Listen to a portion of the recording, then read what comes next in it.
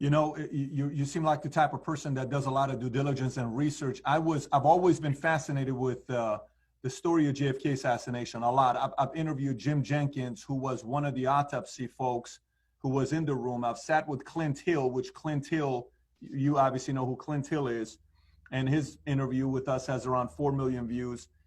Sat down with Abraham Bolden, sat down with several different people to talk about that. Over the years, whether it's 1968 with your father or your uncle, I can only imagine you reading pretty much anything and everything that comes up about that topic. You know, it's one of the most talked about topics around the world. What conclusion do you have so far today with what happened both with your father and your uncle? Well, I have spent a lot of time researching it. I actually got deep into the research and actually started interviewing people for when I wrote my latest book, American Values. And I did 2 chapters on both the assassinations. At the last minute, I left them out. But if you read the book, you can see where it's going. And I interviewed people who were, who were part of the Cuban CIA group, which is clearly the group that was was involved in my uncle's assassination. I interviewed CIA officials. I interviewed twice. I spent time with Fidel Castro talking about him. Because the Cubans were so deeply involved in the CIA Cubans, the same ones who were trying to kill Castro, were the ones, that division that was led by David Atlee Phillips. And Phillips was a CIA propagandist. He had been involved in the 1953 coup in Guatemala against Jacob Arbenz. He was at the Bay of Pigs. He was doing propaganda there, and then he ran the Cuban sabotage program, Alpha 66, these raiding groups. And it was people from those teams that were the team that was involved in the assassination. Lee Harvey Oswald, he was also Lee Harvey Oswald's case officer, David Atlee Phillips. Originally, Lee Harvey Oswald had worked directly for James Jesus Angleton, who was the counterintelligence. So Lee Harvey Oswald had been a radar operator at the Atsui Air Force Base in Japan, and that's where the U-2 flights had taken off. So he had very high security post, top secret. He defected to the Soviet Union in 1957, but his defection was what they called a dangle. It wasn't a real defection. He was actually a CIA asset from that time. And he was working for Angleton. And the reason for his defection was that that there was a mole in Langley that they never found. And it's the reason they never had a good spy in Russia.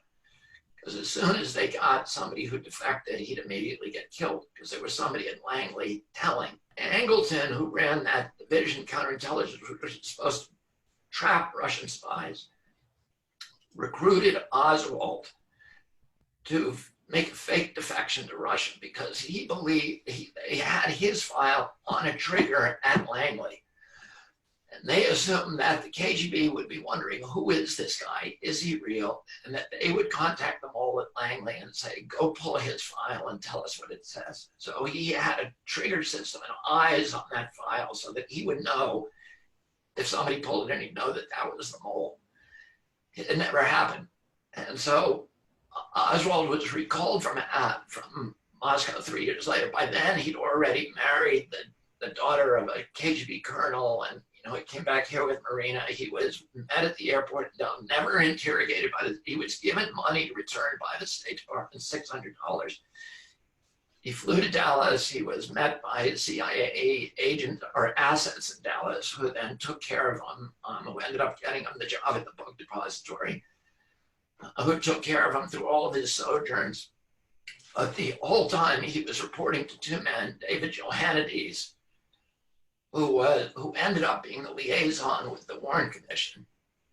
And his job was just to hide stuff. And of course, Alan Dulles, who was the head of the CIA that my uncle had fired and who was the chief suspect in the assassination, ran the Warren Commission, got himself appointed to it, and ran to hide the CIA's involvement. But Oswald was, was a pro-Kennedy guy, loved my uncle, and, was really kind of misused by David Atlee Phillips and the CIA. And I spoke to Cubans who met Oswald and met him with David Atlee Phillips. And, I think at the time, the Warren Commission, they were able to hide the CIA involvement, but by 75, when the Hartz Committee met, they made the conclusion that yeah, it was a conspiracy, and the staff for that committee all concluded that it was the CIA that had done it. And I think now we have so much evidence and so much documentation that it's really would be almost crazy to think that they were not, behind it. In terms of my dad, I never believed that there was a conspiracy. I always believed that Sirhan had acted alone. There was so much evidence against him, his diaries and everything else.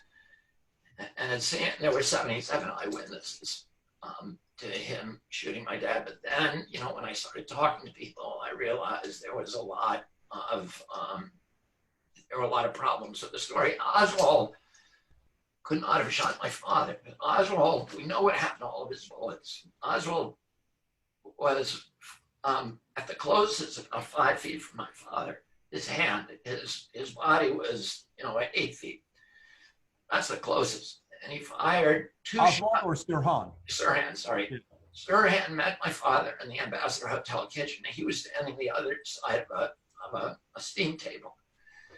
My father walked toward him. He fired 2 shots at my father. One of those shots hit Paul Schrade, who was a labor organizer for my father, in the head. Paul's alive today and very close friends, and has been trying for 20 years to get Sirhan out of jail because he knows he's innocent. And he's the one who forced me to sit down and look at the evidence, the autopsy report, etc. The other bullet that he fired toward my father went past my father's ear and landed in the door jamb and was extracted from the door jamb. So we know what happened to those 2 bullets. As soon as he fired those, there was a dog pile-on by Rosie Greer and Rayford Johnson and the concierge for the hotel. A whole bunch of people grabbed him, and the first thing they did is point his gun away from my father, the opposite direction, but they couldn't get it away from him. And Sirhan fired 6 other shots and emptied the chamber. It was an 8-shot revolver. And every one of those shots hit somebody. So we know what happened to all of them. There's 2 shots that way, we know what happened. And there were 6 shots the other way. My father was killed by 4 shots from behind.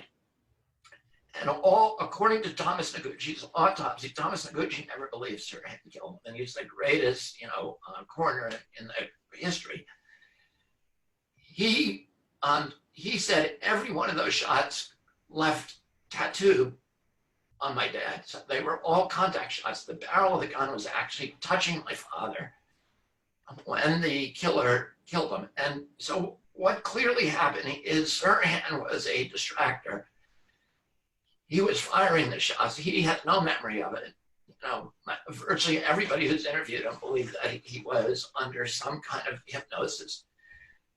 He fired the shots, and while people were looking focused on him, another person fired 4 shots from behind. One went through harmlessly through his shoulder pad of his suit, and the 2 went to his back and went into his head.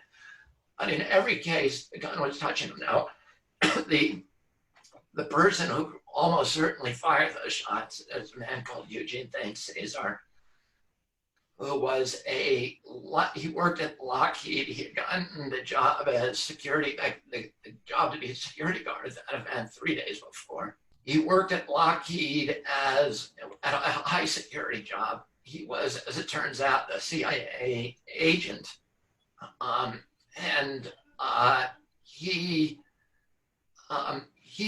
He admitted he was seeing my father when he fell onto Cesar.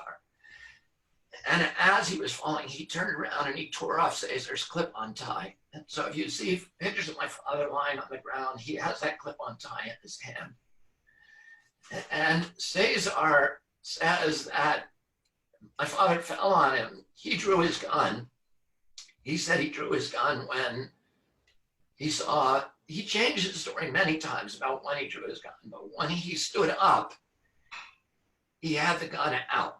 The police never questioned him at that time, and they never took his gun away. He later sold the gun to another guy at Lockheed, and that gun has been tracked down since. The bullets that came from Sirhan's gun, none of them matched the bullets that were in my father.